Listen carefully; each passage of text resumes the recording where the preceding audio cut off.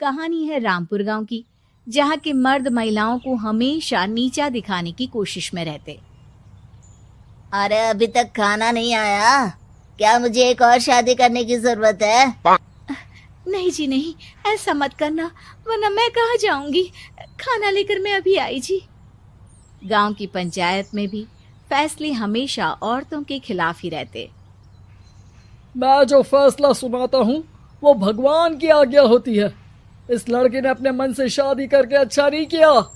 लड़के को घर भेज दो और इसकी शादी इसकी जाति की किसी लड़के से करवा दो, लेकिन ये लड़की, इसे तो गांव के बाहर निकाल दो। नहीं नहीं जमींदार साहब, ये क्या बोल रहे हैं? ऐसा नहीं हो सकता। मेरी बेटी मासूम है, इसे अच्छे बुरे की समझ नहीं है। अरे कहाँ जाएगी ये बेचारी? कहाँ जाएगी? इतनी चिंता है तो पूरे परिवार का गांव निकाला कर देते हैं। बेचारे पूरे बसे बसाए परिवार को गांव छोड़ना पड़ता है। चाहे जो हो, अगर बेटियों को कंट्रोल नहीं कर सकते तो गांव में रहने का कोई मतलब नहीं है। यहाँ औरतों को दब कर रहना होगा। कोई भी अपने हिसाब से कुछ नहीं कर सकता, सब ईश्वर की मर्जी से ही होगा। तभी गांव का एक आदमी दौड़ा दौड़ा आता है। सरपंच साहब, जमींदार साहब, वो कालिया है ना, उसकी बेटी पढ़ने के लिए शहर जा रही है। अच्छा, ये कब हो गया? और कालिया की हिम्मत कैसे हो गई ऐसा करने की? लेकर आओ उसे और उसकी बेटी को। बस फिर क्या था, हाजिर हो जाते हैं कालिया और उसकी बेटी सरपंच के सामने। अरे कालिया, ये क्या सुनने में आ रहा है? बेटी को इंजीनियर बना रहा है तू? और ये बता, गांव में तो स्कूल नहीं है, फिर कहां से इतनी क्लास पास कर गई तेरी बेटी? राधा, जो कि कालिया की बेटी है, उसे लगता है कि सरपंच उसकी तारीफ कर रहे हैं। सरपंच जी, मैंने ऑनलाइन पढ़ाई की है, डिस्टेंस लर्निंग से। सभी में मैंने अच्छे नंबर पाए हैं, जिसे देखते हुए शहर की इंजीनियरिंग कॉलेज में मुझे स्कॉलरशिप मिली है।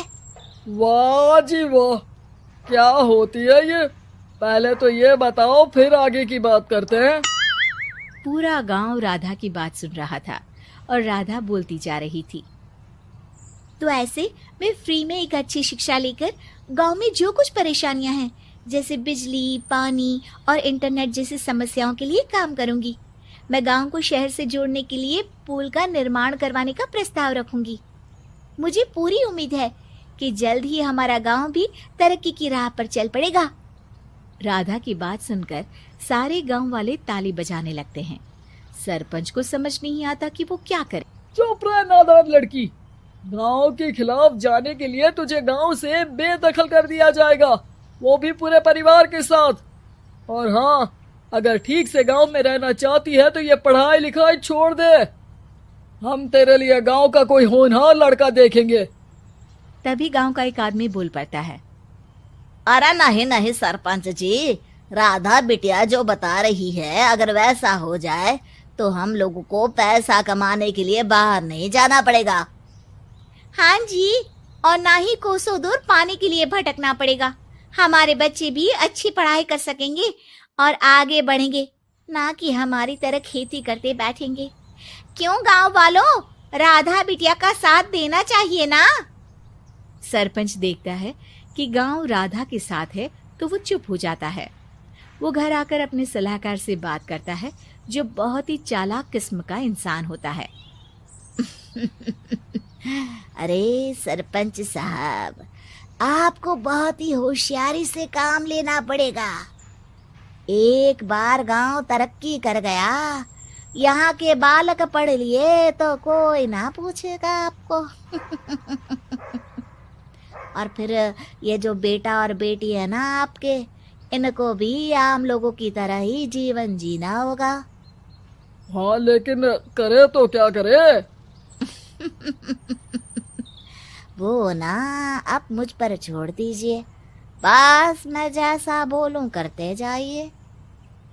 अगले रोज सुबह जब गांव वाले सोकर उठते हैं तो राधा के घर के बाहर और साथ ही वो लोग जिन्होंने राधा का सपोर्ट किया था, उनके घर के आगे लाल रंग से कल आऊंगी लिखा होता है। कल आऊंगी, यह क्या होता है? अरे यह तो खून से लिखा है, लगता है कोई भूत प्रेत या चुड़ैल का साया है। चलो सरपंच जी के पास चलते हैं। सभी सरपंच के पास जाकर उसे सारी बात बताते हैं। अरे ये तो बड़ी मुश्किल की बात है। चलो मैं एक बाबा को जानता हूँ, उन्हें बुला लेता हूँ। सरपंच बाबा को लेकर गांव के घर के बाहर जाता है।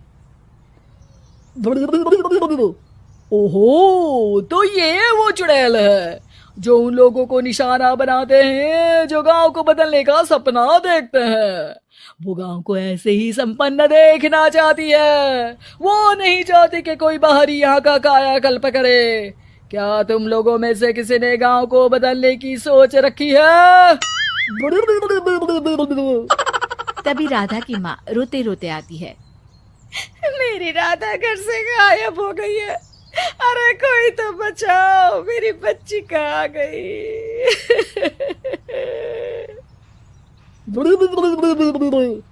ले गई वो चुड़ैल, तेरी बच्ची को ले गई। अब वो उसे श्रापित करके छोड़ेगी, उस पर चुड़ैल का साया हो जाएगा। तभी बुरी सी हालत में राधा भी वहां आ जाती है। उसके बाल चुड़ैल की तरह फैले होते हैं और कपड़ों में खून लगा होता है। सभी राधा को देखकर डर जाते हैं। माँ, पता नहीं मुझे कौन उठा कर ले गया था। अरे दूर दूर हो जा चुड़ैल, अब हम लोग इस गांव में नहीं रुकेंगे। अरे कैसे बातें कर रहे हैं आप? कल तो आप मेरे भरोसे गांव का हुलिया बदलने, अपने बच्चों को पढ़ाने और तरक्की उन्नति की बात कर रहे थे, तो आज क्या हो गया आपको? ये फिर तुम लोगों को बहकाएगी। ये चुड़ैल गांव में आ चुकी है, ऐसे ही ये तुम्हारे घर के बच्चों को भी ले जाएगी। गांव वाले राधा को गांव से बाहर निकाल देते हैं। उसके माँ बाप रोते रहते हैं, लेकिन गांव वाले नहीं मानते। मैं भी अपनी बहन के साथ गांव के बाहर रहूंगा, लेकिन वो पढ़ाई नहीं छोड़ेगी। वहीं सरपंच के घर पर सलाहकार कहता है। देखा, सांप भी मर गया और लाठी भी नहीं टूटी। लेकिन अगले ही दिन सरपंच के घर के बाहर भी वही शब्द लिखे होते हैं। और फिर सरपंच की बीवी कहती है, हमारी बेटी को किसी ने अगवा कर लिया है।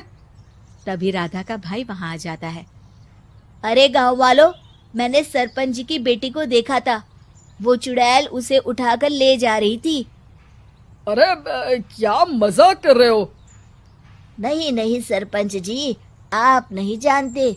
वो चुड़ैल अब आपकी बेटी में आ जाएगी, जैसे राधा के अंदर आ गई थी। तभी सरपंच की बेटी वैसी ही हालत में वहां आती है जैसे राधा आई थी। पापा, पता नहीं कैसे मैं गायब हो गई थी। चुड़ैल, इसके अंदर भी चुड़ैल का साया है, मारो इसे। अरे नहीं नहीं, इसे भी राधा के पास गांव के बाहर ही भेज दो। अरे चुप रहो, मेरी बेटी कहीं नहीं जाएगी और चुड़ैल वुड़ैल कुछ नहीं होता है। अरे कैसे बात कर रहे हो सरपंच जी? आप तो बोल रहे थे कि आपका फैसला भगवान का ज्ञान होता है, तो अपने पर बात आई तो अब आप ऐसे बोल रहे हैं। अरे ना ना ना, आपको अपनी बेटी को त्यागना ही होगा। अरे बुलाओ बाबा को। राधा का भाई बाबा को ले आता है, जिसे अब गांव वालों के डर के कारण सच बोलना पड़ता है। मैं कोई बाबा नहीं हूँ, मैं तो मोची था। ये सलाहकार महोदय ने मुझे कहा था एक्टिंग करने को। अब वो मुझे पैसे देने वाले हैं। अब मुझे माफ कर दो। गलती हो गई, मुझे माफ कर दो। तभी वहां राधा आ जाती है। देखा सरपंच जी, जब गांव के बच्चे साक्षर होंगे तो आप जैसे लोगों की चालाकी नहीं चलेगी।